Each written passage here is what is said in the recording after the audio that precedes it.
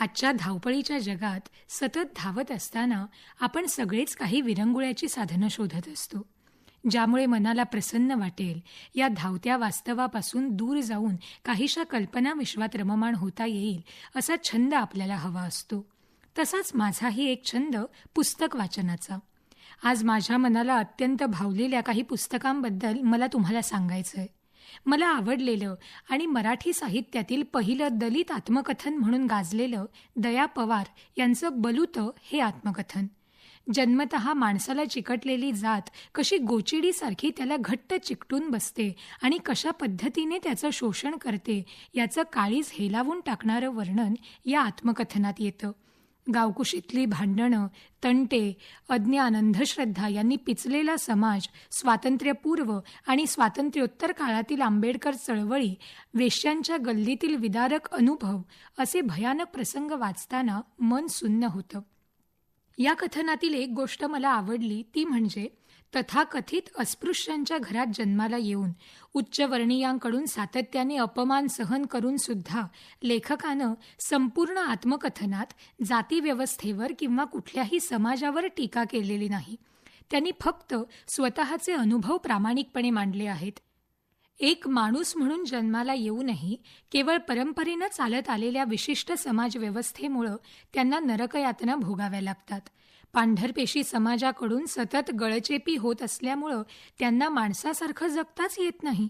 या जाणीवेनं आपल्या अंतर्मनातील माणूस जागा होतो. रूढीनुसार आपल्या डोळ्यांवर आलेली अंधश्रद्धेची चिपाडं एकदम दूर होतात आणि माणुसकीच्या अधिक जवळ जाऊन जगायची ओढ लागते. अशा दाहक वास्तवाचं जळजळीत अंजन डोळ्यात घालणाऱ्या काही ललित कृती साहित्यात असतात, तशाच वास्तवाला अतिशयोक्तीच्या परमशिखरावर नेऊन डोळ्यातून पाणी आणत पोट धरून हसवणाऱ्याही काही कृती साहित्याला समृद्ध करतात. मराठी वाङ्मय सृष्टीत मला विनोदी साहित्य कोणाचं वाचायला आवडत असेल तर ते द मा मिरासदार यांचं. दमांच्या विनोदी कथा आजवर मी कैक वेळा वाचल्या असतील, पण आजही प्रत्येक गोष्ट वाचताना मला तेवढंच हसू येतं जेवढं पहिल्यांदा वाचताना आलं होतं. उदाहरणार्थ जावई बापूंच्या गोष्टी हे पुस्तक. एखादी कथावस्तू घेऊन अतिशयोक्तीपूर्ण घटनांची सुसंगत साखळी गुंफून वाक्यावाक्यात विनोद निर्मिती करण्याचं दमांचं कसब विलक्षणच म्हणावं लागेल. दमांचा विनोद म्हणजे लहानातल्या लहानाला समजेल इतका साधा आणि जाणत्यातल्या जाणत्यालाही चपखल बसावा इतका सूचक. त्यांची हलकी फुलकी निवेदन शैली वाचकाला जितकं खळखळून हसवते, तितकंच त्या विनोदात येणारं विडंबन वाचकाला सामाजिक विसंगतीवर विचार करायला भाग पाडतं. जसं की दमांची भूताचा जन्म ही कथा. यात अंधश्रद्धेसारखा वादविवादाचा गहन विषय हसत खेळत बेमालूमपणे मांडत विनोदाच्या माध्यमातून अंधश्रद्धेच्या विरोधात जनजागृती केली आहे. या सगळ्या घटकांमुळे मिरासदारांच्या विनोदाला एक वेगळीच उंची प्राप्त होते. तो कुठेही पोकळ, बाष्कळ किंवा फाजील वाटत नाही. उलट हा विनोद वाचकाच्या मनावर अबाधित राज्य करतो. विनोद माणसाच्या बुद्धीला संतुष्ट करत असतो, पण या बुद्धीच्याही पलीकडे जाऊन माणसाला मन असतं. त्या मनात चाललेल्या भावनिक कल्लोळांना कुरवाळणारा स्पर्श आपल्याला हवा असतो. हा मायेचा स्पर्श देणाऱ्या एका कादंबरीनं माझ्या मनात कायमचं घर केलं. ती म्हणजे रणजित देसाई लिखित स्वामी ही कादंबरी. थोरले माधवराव पेशवे यांच्या जीवनावर आधारलेली स्वामी कादंबरी परिपूर्णतेची अनुभूती देऊन जाते. इतका मोठा ऐतिहासिक विषय इतक्या लालित्यपूर्ण रीतीने वाचकांसमोर ठेवणाऱ्या कादंबऱ्या साहित्यात फार क्वचितच आढळतील. स्वामी ही कादंबरी म्हणजे वाचकाच्या हृदयाला पाझर फोडणारं एक हळवं काव्य आहे.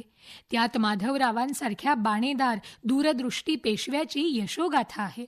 राघोबादादांसारख्या भोळ्या, अविचारी आणि पर्यायाने चुकीच्या सल्ल्यांना बळी पडून गृहकलहाने पेशवाईला आतून पोखरणाऱ्या घरभेदाच्या दुर्दैवी रोगाची कहाणी आहे. जीवनात पतीचा सहवास फारसा लाभला नसताना देखील आपल्या पतीवरील निष्ठा अढळ राखत मरणाच्या चितेवरपर्यंत त्याला निरपेक्ष साथ देणाऱ्या रमाबाईंच्या पातिव्रत्याची पवित्र गाथा आहे.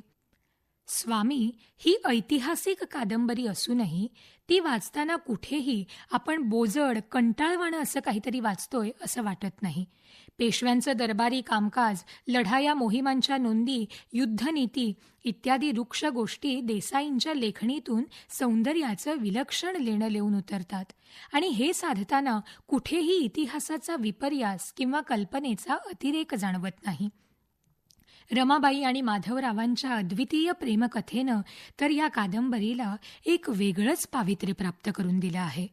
त्या दोघांमधील प्रीतीचे क्षण इतक्या शालीन आणि हळूवार पद्धतीने शब्दबद्ध झालेत की ते वाचताना मनाला गहिवर येतो. रमा माधवांच्या आयुष्यात सुखाचे प्रसंग फार कमी वेळा आले. राज्यकर्त्याला मिळालेला तो शापच असतो खरं तर. कित्येक वेळा वैयक्तिक भावनांना मागे सारून कर्तव्य कठोर व्हावं लागतं. वयाच्या 28व्या वर्षी मृत्यूशय्येवर पडलेले माधवराव आणि 22 वर्षांच्या रमाबाई या दोघांतील सहवासाचे तरल क्षण देसाईंनी इतक्या हळूवारपणे रेखाटले आहेत की ते काळजात खोलवर रुतून बसतात. माणसाला जीवनात अजोड प्रीती लाभणं किती गरजेचं असतं याची जाणीव होते. माधवरावांच्या निधनानंतर त्यांच्यावर निस्सीम प्रेम करणाऱ्या रमाबाई कोणतीही परंपरा नसताना साऱ्यांचा विरोध पत्करून सती जातात.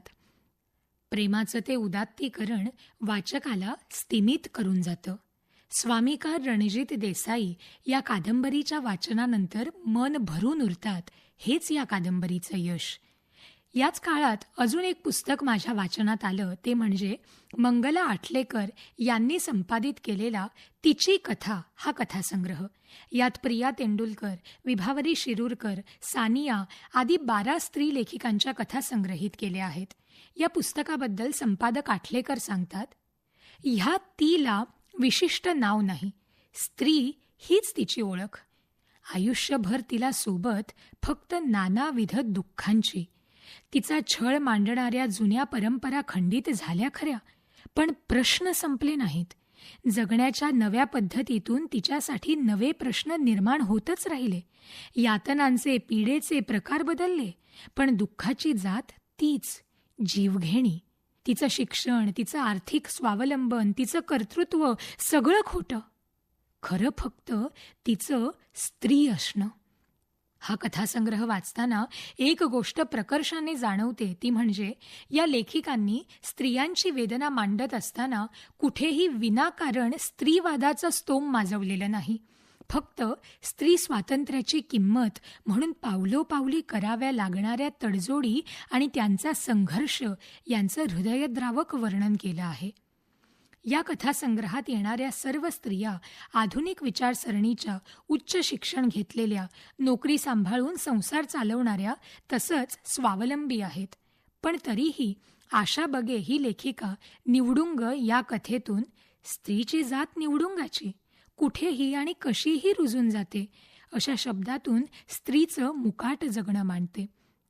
रोहिणी कुलकर्णीच्या आदम आणि ईव्ह या कथेत येणारी विधवा सुमित्रा आणि तिचा विवाहित प्रियकर यामध्ये असलेला प्लेटॉनिक लव्ह सारखा पवित्र संबंध आणि पुढे निसर्ग नियमाने निर्माण होणाऱ्या शरीर भावना यातील संघर्ष दिसतो.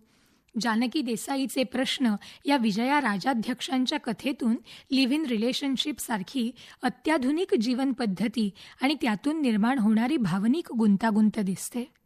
एकंदर आज घराबाहेर स्त्रीचं स्वतःचं एक विश्व आकार घेत आहे, पण मुक्त होण्याच्या धडपडीत आपल्यावरील दडपणं अधिकच वाढतात, हा स्त्रीचा अनुभव आहे.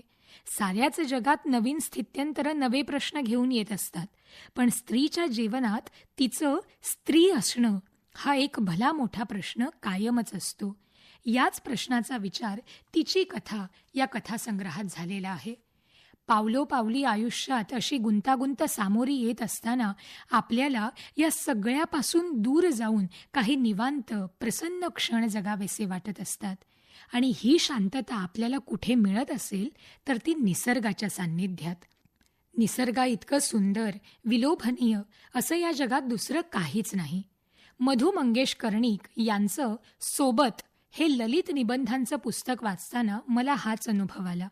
निसर्गातली झाडं, फुलं, पशु, पक्षी, माणसं, वस्तू, रस्ते, वाटा यांचं अतिशय हळूवार आणि तरल वर्णन या पुस्तकात वाचायला मिळतं. कर्णिकांनी ज्या सौंदर्यपूर्ण नजरेनं झाडांना, प्राण्यांना, निसर्गाला न्याहाळलं, त्या नजरेत अजाण बालकाचं कुतूहल, जाणत्याची जिज्ञासा, कलाकाराची संवेदना, रसिकाची तन्मयता आणि कवीची सहृदयता आहे. जसं की उदाहरण घ्यायचं झालं तर केळ. केळ सगळ्यांच्याच अंगणात बहरते, पण तिच्याकडे पाहण्याची कर्णिकांची सौंदर्य दृष्टी पहा. ते सांगतात, केळ वयात आली म्हणजे लावण्याच्या नाना कळा ती दाखवू लागते. आपली पोपटी रंगाची तलम रेशमी पाने वाऱ्याने फाटू नयेत म्हणून वयात आलेली केळ इतकी जपते की काही विचारू नका. खट्याळ वारा तिच्यावर फार डोळा ठेवतो. तारुण्याच्या उंबरठ्यावर उभ्या असलेल्या अल्लड केळीला काही म्हटल्या काही कळत नाही. ती खुशाल त्या अवखळ वाऱ्याच्या प्रेमात पडते. कोवळ्या प्रणयिनीच्या भावनेने ती वाऱ्याला स्वतःशी सलगी करू देते. पण वारा नेहमीसारखाच धसमुसळेपणाने वागतो आणि तिथेच सगळे बिनसते. केळीच्या मुग्ध प्रणय भावना आडदांड मुसाफिर वाऱ्याला ओळखताच येत नसतात. मग ती कितीतरी दिवस भीतीने मोठ्या प्रौढ केळीच्या आडोशाला तोंड लपवून राहते. वाऱ्याची स्वारी आजूबाजूला घोटाळून निघून जाते. नि मग केळ पानांचा पदर नीट नेटका घेऊन पुन्हा तोऱ्यात उभी राहते. मधु मंगेश कर्णिकांची ही नजाकत मनाला एक वेगळाच आनंद देऊन जाते. फणस, चिंच, वड, बकुळ, शेवगा, पिंपळ आदींची वर्णनं या पुस्तकात इतकी सुबक साकारली आहेत की आहा, ही रसाळ, भावस्पर्शी, शब्दगंधित वर्णनं वाचताना खळाळत्या शब्दामृताच्या झऱ्यात मन न्हावून निघतं. आत्ता सांगितलेली सारी पुस्तकं जवळपास 4-5 दशकांपूर्वीची आहेत, पण त्यातील लेखन आजही त्यावेळे इतकंच ताजं, टवटवीत वाटतं. आजही वाचकांच्या मनावर अखंड राज्य गाजवतं. हा त्या सर्व दिग्गजांच्या अमोघ लेखणीचाच महिमा म्हणावा लागेल. ही सारी पुस्तकं आता माझी आयुष्यभराची सोबत पुरवतील यात शंका नाही.